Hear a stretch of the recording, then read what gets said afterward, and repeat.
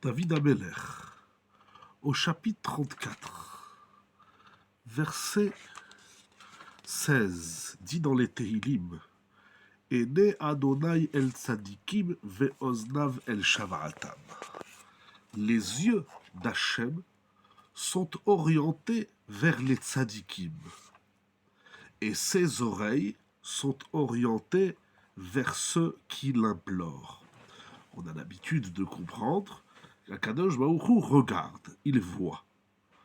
Ses yeux, sa vue, sont orientés vers les tzadikim. Et ses oreilles sont attentives à ceux qui implorent Akadosh Baruch Hu. Le Baal Shem Tov dit quelque chose d'extraordinaire. Les tzadikim activent les yeux d'Hachem pour qu'il les regarde. Ça veut dire qu'Aviachol, si on peut ainsi dire, ici on parle d'Akadosh Baruch Hu, ça veut dire que non seulement Hachem regarde les tzadikim, mais ce sont les tzadikim qui orientent les yeux, qui font que les yeux d'Hachem les regardent. Est-ce que la nuance est claire? C'est pas que Hachem regarde et puis il oriente sa vue vers les tzadikim. C'est les tzadikim qui rendent la vue divine active vers eux. Cela veut dire quelque chose d'extraordinaire, que si Hachem ne te voit pas, Kaviachol, bien sûr, Hachem il voit tout. Si Hachem ne te regarde pas, ne s'intéresse pas à toi, c'est que tu n'as pas fait quelque chose pour qu'il oriente sa vue vers toi. C'est pas qu'il ne te regarde pas, c'est que tu n'as pas pris les yeux d'Hachem vers toi. C'est l'homme qui active la vue et qui oriente les yeux d'Hachem vers lui-même. De même les oreilles, non pas que Hachem entend, il décide d'entendre l'un ou non.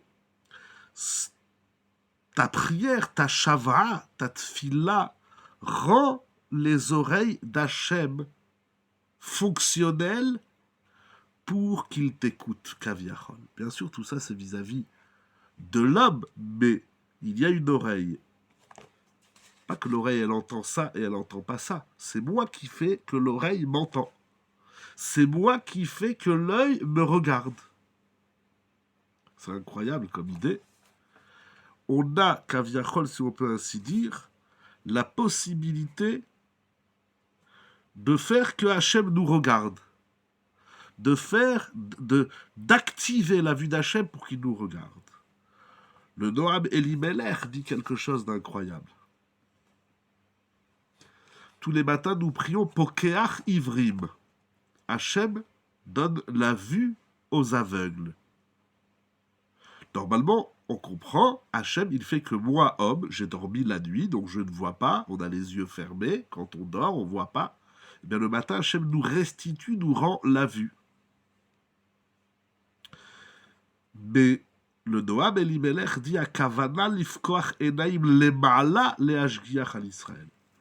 On demande à Hachem que les yeux d'en haut, les yeux célestes, les yeux divins, se tournent vers Israël pour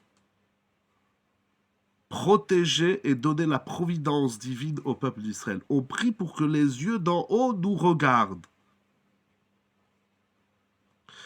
Et c'est ça, dit-il, Ene Hachem el tzadikim, c'est-à-dire que les tzadikim, mais yad ha tzadikim lasot enaim l'Hachem. Les tzadikim donnent des yeux à Hachem pour protéger le peuple d'Israël. Ainsi explique également le Kedushat Lévi. Qu'est-ce que ça veut dire aimer Hachem, les yeux d'Hachem? Dit-il, d'où Hachem a des yeux, d'où Dieu a des yeux. Sur ça, il dit David Ameller, aimer Hachem, Hachem a des yeux, el tzadikim. C'est les tzadikim qui font le bien, qui œuvrent pour le bien, avec l'œil, ils ont un bon œil, alors ils donnent kaviachol un œil, un regard divin vers les hommes. Veoznav et les oreilles d'Hachem, d'où a-t-il des oreilles?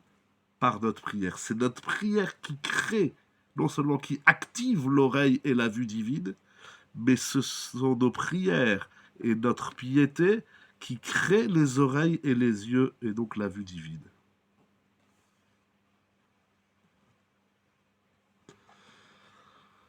C'est incroyable.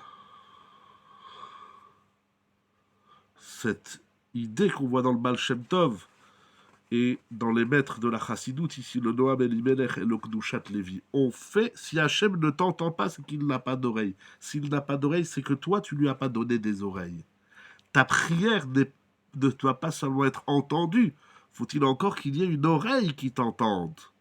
C'est par la prière qu'on crée, Kaviachol, bien sûr, si on peut ainsi dire, c'est par notre tfila qu'on crée des oreilles à Hachem, des oreilles qui entendent et des yeux qui voient.